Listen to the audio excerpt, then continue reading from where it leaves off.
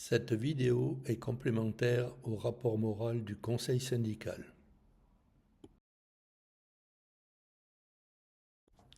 Votre Conseil syndical a été très actif en 2025. Il en sera de même en 2026.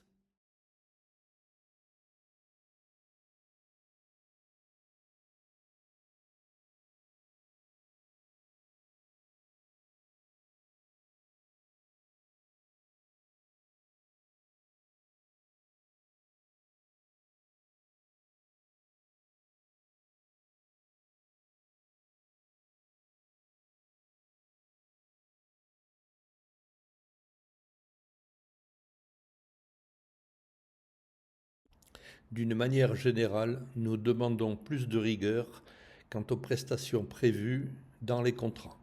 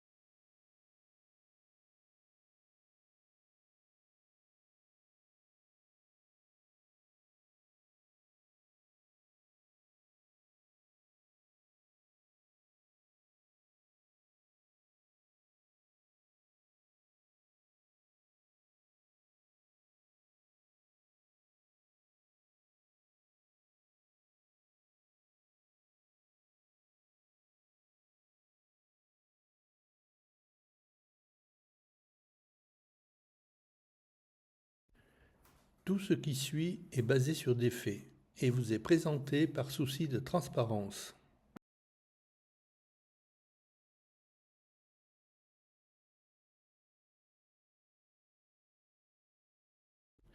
La perte de confiance apparaît lentement.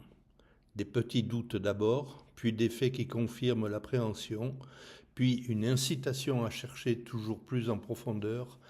Enfin, la perte de confiance s'installe.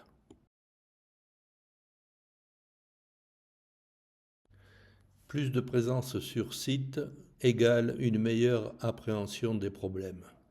En 2025, le syndic a passé 5 heures au Bellevue, alors que des sujets importants sont à l'étude et que beaucoup de petites interventions sont nécessaires. Lors du conseil syndical du 10 mars 2026, nous avons demandé qu'il effectue des visites informelles. Il nous a proposé d'ajouter 6 visites par an, en plus des réunions du conseil syndical. Ce besoin aurait dû être constaté par le syndic et il aurait dû nous le proposer depuis longtemps. Les syndics en général n'ont pas l'habitude de transmettre des documents au conseil syndical. Et donc il faut répéter plusieurs fois avant d'obtenir le grand livre de la comptabilité de la copropriété par exemple.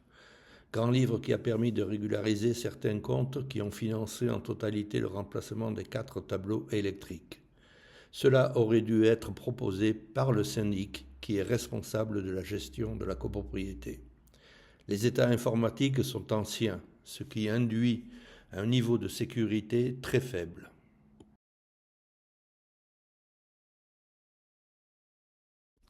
Sur les exercices comptables de l'année 2023 et de l'année 2024, nous avons émis des remarques qui ont eu très peu de succès.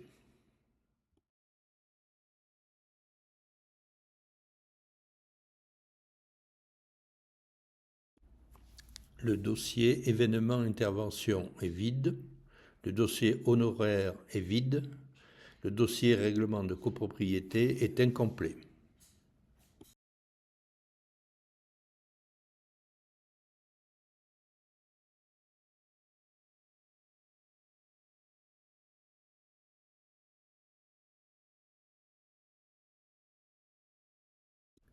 Des mises à jour basiques ne sont pas effectuées.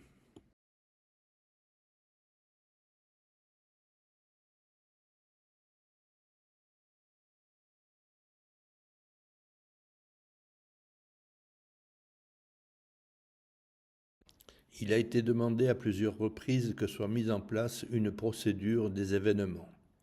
Elle aurait au moins deux avantages majeurs. Premièrement, des délais d'exécution plus rapides. Exemple, fuite d'une canalisation eau usée WC dans un garage. La voiture du copropriétaire était aspergée d'eau sale. Le problème a été signalé le 1er avril 2025 et résolu le 8 décembre 2025. Deuxièmement, affecter le règlement des factures à la bonne copropriété. Exemple, facture de serrurerie Saint-Laurent comptabilisée dans les comptes de notre copropriété et payée avec notre compte bancaire, alors qu'elle concerne une autre copropriété.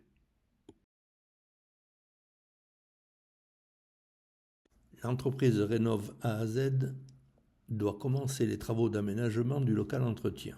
Elle demande un acompte. L'employé qui fait les virements bancaires est en congé. Monsieur Dor établit le 15 septembre 2025 un chèque qu'il envoie par la poste. Ce courrier n'est toujours pas arrivé à destination. Depuis longtemps, les règlements se font par virement. Au cabinet JC Dor, une seule personne sait faire les virements bancaires. Le doute s'installe. Vérification faite dans la comptabilité de notre copropriété, aucun chèque n'a été enregistré en septembre et en octobre. Par contre, un virement a bien été effectué le 16 septembre. Bénéficiaire, cabinet JC Dor. Le doute est installé.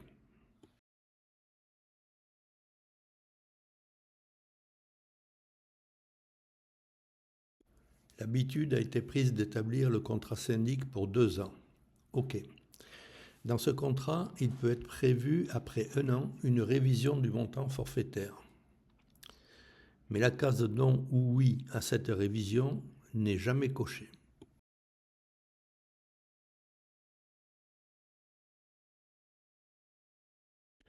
Compte tenu que la case révision du montant forfaitaire n'est jamais cochée. Aucune augmentation des honoraires n'aurait dû être appliquée en 2019, 2021, 2023, 2025. C'est le montant voté l'année précédente que nous aurions dû payer. Le taux de 3,5% appliqué en 2023 et 2025 est totalement arbitraire.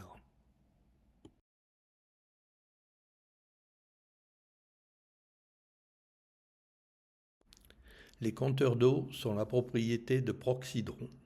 Ils doivent être remplacés lorsqu'ils sont défectueux.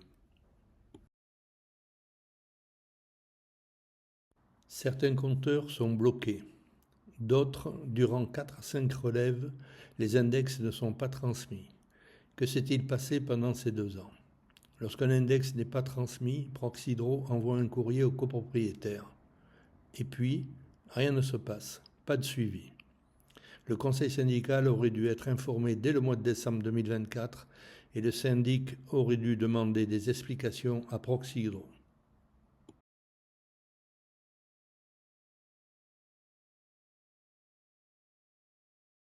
Dans la comptabilité, notre argent disponible se trouve dans 2 comptes, le compte courant et le livret A. Le compte courant est celui qui fait tourner la boutique. Le livret A est un compte d'épargne alimenté par les appels de fonds que nous avons votés durant les 5 dernières années pour constituer un fonds de réserve en vue de financer le ravalement de façade. Le livret A rapporte des intérêts, pas beaucoup, certes, mais quand même. Ce livret est plafonné quant au montant des dépôts. Le cabinet d'or et notre banque disaient que le plafond est de 76 500 €. Or, depuis 2020, 2 plafonds de dépôt existent pour le livret A. Un à 76 500 € et un autre à 100 000 € pour les copropriétés de plus de 100 logements. Dès le 22 novembre 2023, nous fournissons la preuve par email à Monsieur Dor afin qu'il en informe notre banquier.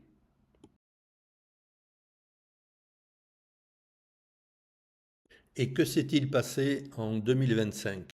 Appel de fonds reçu, le cabinet d'or essaie de virer les 20 000 € sur le livret A. La banque lui répond qu'elle ne peut pas car le livret va dépasser le plafond de 76 500 €. Et le cabinet d'or se contente de cette réponse. Donc, au contrôle des comptes, nous constatons que l'appel de fonds de 2025 n'est pas sur le livret A et qu'il se trouve sur notre compte courant. Nous le faisons remarquer au cabinet JC d'Or. Le 14 avril 2026, le cabinet d'Or a effectué un virement de 35 764,78 € sur le livret A pour le porter à 100 000 €. Montepaschi Bank va-t-elle nous payer les intérêts que nous avons perdus ?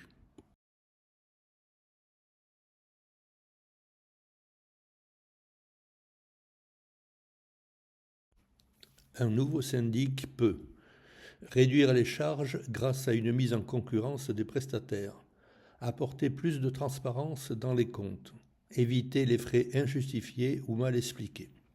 Un syndic plus dynamique peut accélérer les interventions, réparation, entretien, mieux suivre les chantiers, proposer des solutions adaptées et modernes.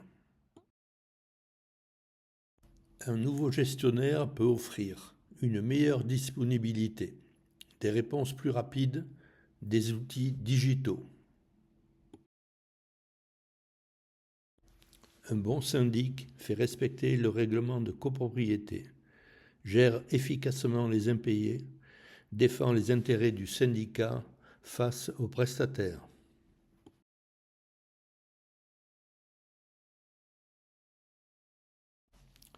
L'objectif est d'obtenir une copropriété plus valorisée sur le long terme.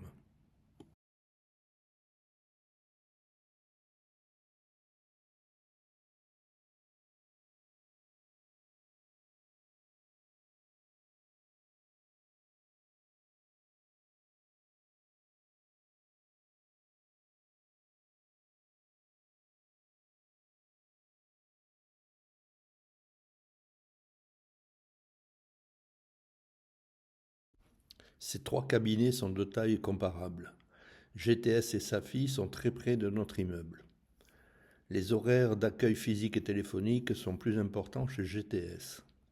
Avec un contenu du forfait intéressant, GTS est le moins cher.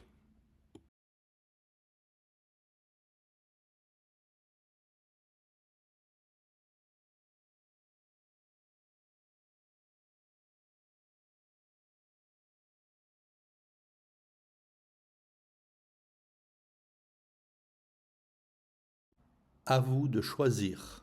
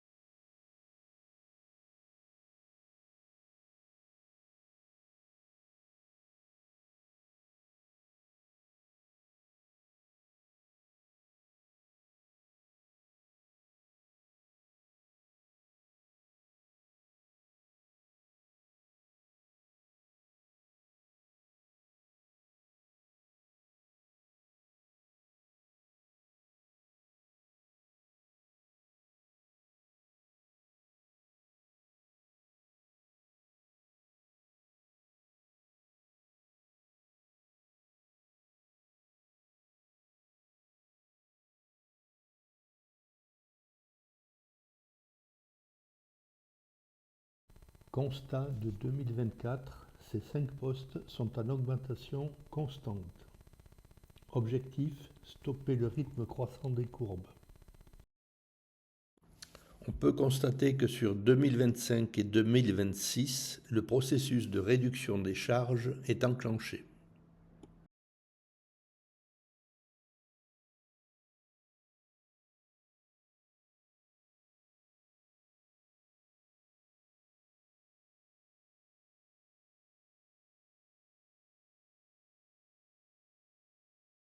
Nous avions prévu 24 400 € d'eau froide. Nous en avons réglé 30 083.